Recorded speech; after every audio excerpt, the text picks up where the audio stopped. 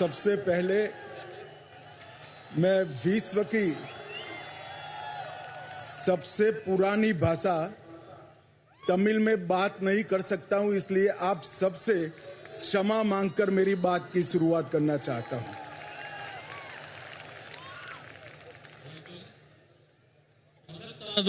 தெய்வீகமானதுமான தமிழ் மொழியில் பேச இயலாமைக்காக நான் வருந்துகின்றேன்.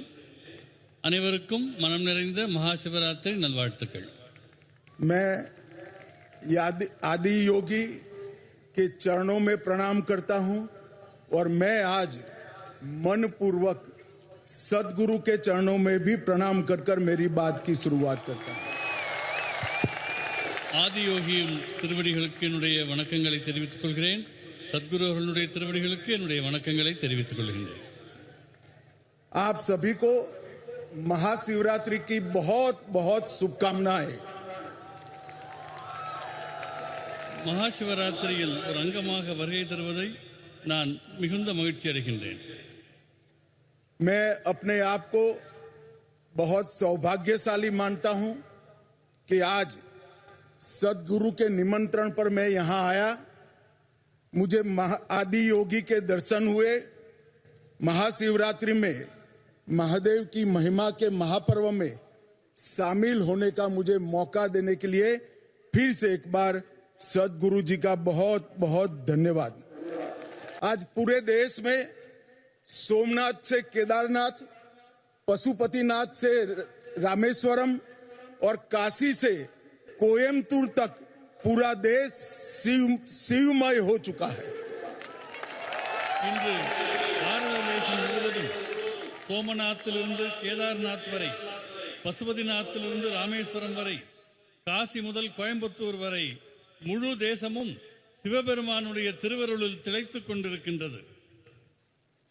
सदगुरु जी आज ही प्रयागराज में महाकुंभ समाप्त हो रहा है और आज यहां कोयम्बतूर में भक्ति का महाकुंभ मेरे सामने मुझे दिखाई पड़ रहा है.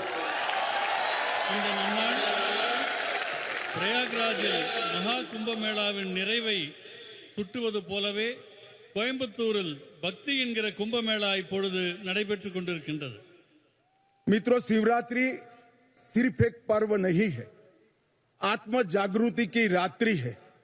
जब समग्र ब्रह्मांड शिवमय हो जाता है तभी शिवरात्रि की अनुभूति कर सकते हैं.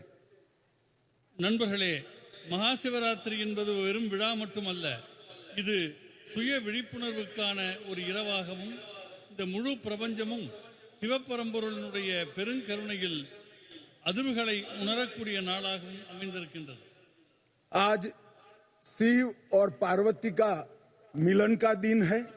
आज ही शिव और जीव के मिलन का रास्ता भी प्रशस्त होता है और मोक्ष प्राप्ति का रास्ता भी आज ही भक्ति के माध्यम से खुलता है. शिव सिर्फ एक प्रतीक नहीं है, शिव एक कल्याणकारी चेतना है जो संहारक भी है और पालनकर्ता भी है, और दोनों की विशिष्ट भूमिका हमारे जीवन में होती है. சிவபரம்பொருளை பொறுத்தவரை அவர் விழிப்புணர்வுக்கான அம்சமாக வெளிப்பட்டவர். அவர் அழிக்கும் கடவுளாகவும் காக்கும் கடவுளாகவும் விளங்குகிறார். இரண்டுமே நம் வாழ்வுக்கு மிக முக்கியமானவை. शिव शंभू भी है, स्वयंभू भी है. शिव सत्य भी है, सुंदर भी है. शिव को भोलेनाथ भी कहते हैं, महाकाल भी कहते हैं, और यहाँ शिव आदि योगी के रूप में विराजमान है. சிவபெருமான் சம்போ என்று அழைக்கப்படுகிறார். சுயம்பு தான் தோன்றியாக அவர் கருதப்படுகின்றார். அவர் சத்தியம் சுந்தரமாகிய உண்மைக்கும் அழகுக்குமான வடிவமாக விளங்குகிறார். குழந்தைமயமான போலேநாத்தாகவும் உக்கிரமான மகாகாலராகவும் அவர் தொழப்படுகிறார். எல்லாவற்றுக்கும் மேலாக முதல் யோகியாக ஆதி யோகியாக அவர் விளங்குகிறார். शिव केवल आराध्य नहीं बल्कि अस्तित्व का मूल आधार है. அவர் வழிபாட்டுக்குரிய கடவுளாக மட்டுமில்லாமல் அனைத்துக்கும் மூலமானவராக இந்த பிரபஞ்ச இருப்பினுடைய மூலமாக திகழ்கின்றார். यह महाशिवरात्रि ये भक्ति और श्रद्धा की पराकाष्ठा का प्रमाण है, जिसमें असली अर्पण हमारा भक्ति के प्रति समर्पण है। मैं सदगुरु जी के लिए भी कुछ कहना चाहता हूं। सदगुरु जी, आपने ये जो स्थान बनाया है जहां हम सब आज बैठे हैं, वो केवल एक तीर्थ स्थल नहीं है, बल्कि योग, साधना, भक्ति, आत्मज्ञान और मुक्ति का केंद्र बनकर आज पूरे विश्व में उभरा है। சத்குரு அவர்களை பற்றி நான் உங்களுக்கு சொல்ல வேண்டும். சத்குரு அவர்கள் உருவாக்கி இருக்கிற இடம் வெறும் பக்திக்கான இடமாக மட்டுமில்லாமல் ஒரு புனித இடமாக யோகம், ஆத்ம சாதனை, பக்தி, தன்னை உணர்தல் ஆகியவற்றுக்கான கேந்திரமாக சத்குரு அவர்கள் இதனை உருவாக்கி இருக்கின்றார்கள். ईसा योग केंद्र ने योग और ध्यान के माध्यम से करोड़ों करोड़ों लोगों के जीवन में सकारात्मक सोच और सकारात्मक दिशा का उद्भव करने का काम किया है.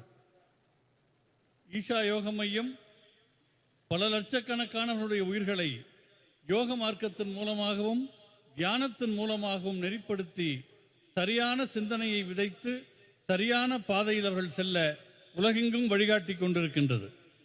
आदि योगी की ये 112 फीट ऊंची भव्य प्रतिमा हमें अपनी आध्यात्मिक यात्रा के 112 मार्गों की अनुभूति और परिचय दोनों कराती है. 112 அடி உயரத்தில் நிற்கக்கூடிய ஆதியோகியின் திருவுருவமானது விடுதலைக்கும் ஆன்ம விடுதலைக்குமான 112 பாதைகளை நினைவூட்டுவதோடு சிவபெருமாள் அடைந்த அந்த தன்மையை அடைவதுதான் ஒவ்வொரு மனிதருக்கும் இருக்கிற லட்சியம் என்பதை உணர்த்துகின்றது. और हमें यहाँ आकर ही मालूम पड़ता है कि जीवन का अंतिम लक्ष्य शिवत्व की प्राप्ति करना है. ईसा योग आज ईश्वर से युवाओं को विशेषकर ईश्वर से जोड़ने का माध्यम बन गया है. यहाँ आकर व्यक्ति चेतना से ब्रह्म चेतना की ओर, स्वार्थ से परमार्थ की ओर और सेल्फ से यूनिवर्स तक की यात्रा की अनुभूति कर सकता है. இங்கே மனிதர்களுக்கு கிடைக்கக்கூடிய அனுபவமானது தனி மனித விழிப்புணர்விலிருந்து பிரபஞ்ச விழிப்புணர்வு நோக்கிய பயணம், தன்னையே தன் நலனையே நினைத்துக் கொண்டிருக்கும் நிலையிலிருந்து தன்னலமற்ற நிலையை நோக்கிய பாதை, தான் என்கிற தன்மையிலிருந்து பிரபஞ்ச உணர்வு என்கிற மடைமாற்றம் ஆகியவை ஈஷா யோக மையத்தில் மனிதர்களுக்கு அனுபவத்திலே கிடைக்கிறது. सदगुरु जी, आपने न केवल युवाओं को धर्म के साथ जोड़ने का काम किया है, युवाओं के सामने धर्म की बुद्धिगम्य व्याख्या को भी रखा है. இளைஞர்களையும் ஆன்மீகத்தையும் இணைப்பதில் சத்குரு அவர்கள் மகத்தான பங்கை ஆற்றியிருக்கிறார்கள். மிகுந்த ஞானம் கொண்டதும் அதே நேரம் தர்க்கபூர்வமானதுமாக நம்முடைய தர்மத்தினுடைய மேன்மைகளை அவர்கள் இளைஞரிடம் கொண்டு சேர்த்துக் கொண்டிருக்கிறார்கள். मित्रों, आपने अंग्रेजी में एक कहावत जरूर सुनी होगी, a mystic man on A mission. हमारे सदगुरु जी के लिए शायद ये शब्द बना है, एक कहावत बनी है. நண்பர்களே, நம்முடைய சத்குரு அவர்களை நான் உங்களுக்கு வர்ணிக்க வேண்டுமென்றால் எனக்கு ஒரு வாசகம் தோன்றுகிறது. ஒரு லட்சியத்தோடு இயங்கிக் கொண்டிருக்கிற ஒரு ஞானி என்ற சொற்களை கொண்டு சத்குரு அவர்களை நான் வர்ணிக்க விரும்புகின்றேன். सदगुरु जग्गी वासुदेव आज पूरी दुनिया भर को जीने का रास्ता सिखा रहे हैं. आपके माध्यम से पूरी दुनिया को सनातन का ज्ञान ये समझ में आता है कि स्वयं को समझना ही सच्चा ज्ञान है. சத்குரு அவர்களே, உங்களால் மனிதர்கள் சனாதன தர்மம் என்றால் என்ன என்று உணர்ந்து கொண்டிருக்கிறார்கள். और संसार को बदलने का रास्ता स्वयं को बदलने से ही शुरू होता है. मैं आपके सेव सॉइल कैंपेन के साथ जुड़ा था. आपने हमारी सबसे अमूल्य धरोहर हमारी मिट्टी के लिए पूरे देश भर में संस्कार जगाया और पूरे विश्व को पर्यावरण का एक सुंदर संदेश भेजने का काम किया है. சத்குரு அவர்கள் மேற்கொண்ட மண் காப்போம் இயக்கத்தின் போது நான் அவரோடு முழுக்க கூட இருந்தேன். அது நாம் தாய் மண்ணாக கருதக்கூடிய இந்த பூமியை காப்பாற்றுவதற்கும் அதை மேம்படுத்துவதற்கும் நம்முடைய தலைசிறந்த மரபை காப்பாற்றுவதற்கும் அந்த இயக்கம் நாடு முழுவதும் மகத்தான விழிப்புணர்வை ஏற்படுத்தியது. मैं सदगुरु जी को बड़ी विनम्रता से कहना चाहता हूं, सदगुरु जी आप पूरे राष्ट्र की संपत्ति के रूप में दुनिया के सामने उभर कर आए हैं. சத்குரு அவர்களே, தங்களை பற்றி நான் மிகுந்த பணிவோடு சொல்லிக் கொள்கிறேன். சத்குரு ஆகிய நீங்கள் இந்த பாரத தேசத்துக்கு கிடைத்த மிகப்பெரிய பொக்கிஷம் என்பதை நான் தெரிவித்துக் கொள்கின்றேன். मित्रों, सदगुरु जी ने आदि योगी के माध्यम से योगा को एक नया रूप देने का काम किया और मोदी जी ने विश्व योग दिन मनाकर पूरी दुनिया को योग के सामने योग के लिए आकर्षित करने का काम किया है. योग हमें स्व से सर्व तक, अहम से वयम तक, संकल्प से सिद्धि तक और वैराग्य से समाधि तक ले जाने का काम करता है. யோக மரபானது தன்னலம் என்ற நிலையிலிருந்து பிரபஞ்ச உணர்வுக்கும், அகங்காரத்திலிருந்து ஒற்றுமைக்கும், தீர்மானங்களிலிருந்து தன்னை உணர்தலுக்கும், பக்தி நிலையிலே இருந்து அடுத்த பரிணாமத்திற்கும், அறியாமையிலிருந்து ஞானோதயத்திற்கும் யோகக்கலை அழைத்துச் செல்கிறது. योग प्राचीन होकर भी प्रासंगिक है, यह स्थिर होकर भी गतिशील है. யோகக்கலை பாரம்பரியமானது, ஆனால் நிகழ்காலத்திற்கும் ஒத்து வரக்கூடியது. இன்றும் உயிர்ப்போடு விளங்குகிற கலை யோகக்கலையாகும். योग मन, शरीर और आत्मा को एकाकार करता है. योग जीव और परम तत्व परमात्मा को जोड़ता है. योग भक्ति का मार्ग भी प्रशस्त करता है. யோகக்கலை என்பது மனம், உடல், உயிர் ஆகியவற்றை ஒருங்கிணைக்கின்றது. பரமாத்மா, ஜீவாத்மா ஆகியவற்றின் சங்கமமாக திகழ்கிறது. பக்தியின் பாதையில் யோகக்கலை ஒளி வீசுகின்றது. मित्रों, जब मैं तमिलनाडु आया हूं तब ये जरूर कहना चाहूंगा कि भारत के आध्यात्मिक इतिहास की व्याख्या तमिल संस्कृति के वर्णन के बिना अधूरी है.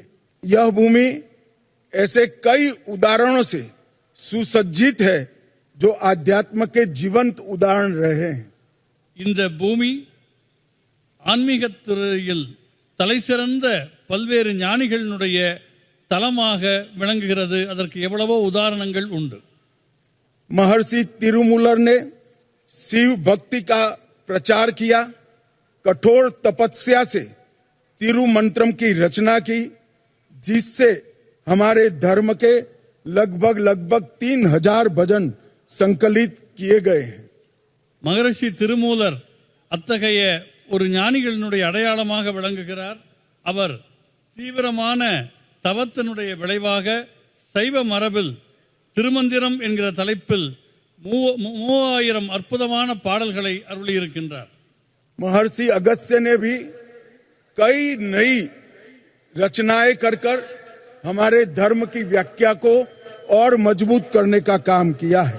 அந்த வரிசையில் மகத்தான மற்றும் ஒரு உதாரணம் மகரிஷி அகத்தியர் அவர்கள். அவர் சனாதன தர்மத்தின் பல்வேறு பரிமாணங்களை வெளிப்படுத்திய ஒரு ஞானி ஆவார்.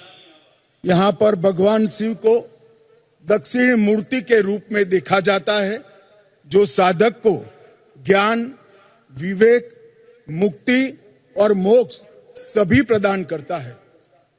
தமிழ் பண்பாட்டில் சிவபெருமானுக்கென்று ஒரு மகத்தான இடம் இருக்கிறது. அவர் தட்சிணாமூர்த்தி என்கிற திருவுருவத்தில் வழிபடப்படுகின்றார். அந்த தட்சிணாமூர்த்தி தன்னை வழிபடுபவர்களுக்கு ஞானம், சமநிலை, விடுதலை, முக்தி ஆகியவற்றை அருளுகிற கடவுளாக விளங்குகிறார். सदगुरु जी, मैंने आपके शिवरात्रि महोत्सव के लिए बहुत कुछ सुना था.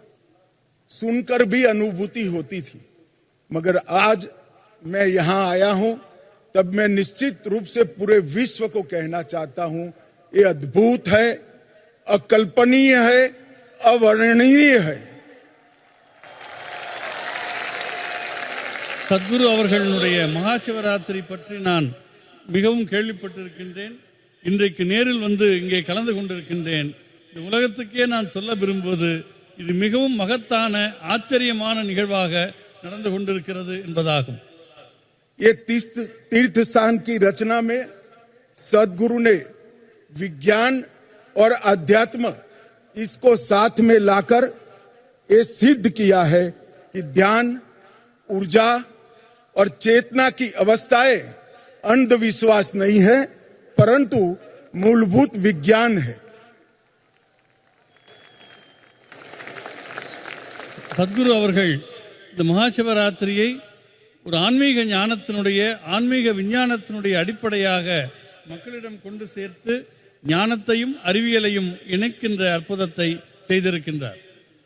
सदगुरु जी, आपने सभी को यह अनुभूति कराई है शिव ही शाश्वत है, शिव ही चेतना है और शिवत्व को जागरूक करने का यही एक रास्ता है। मैं ज्यादा समय लेना नहीं चाहता। पूरे भक्तगण आज यहाँ शिवरात्रि महोत्सव में उपस्थित हुए हैं। मैं आशा करता हूं कि हम सब यहाँ से शिव तत्व को स्वयं में समाहित कर कर शिवांग बनने की ओर आगे बढ़ेंगे। सदगुरु जी का फिर से एक बार बहुत बहुत धन्यवाद, प्रणाम।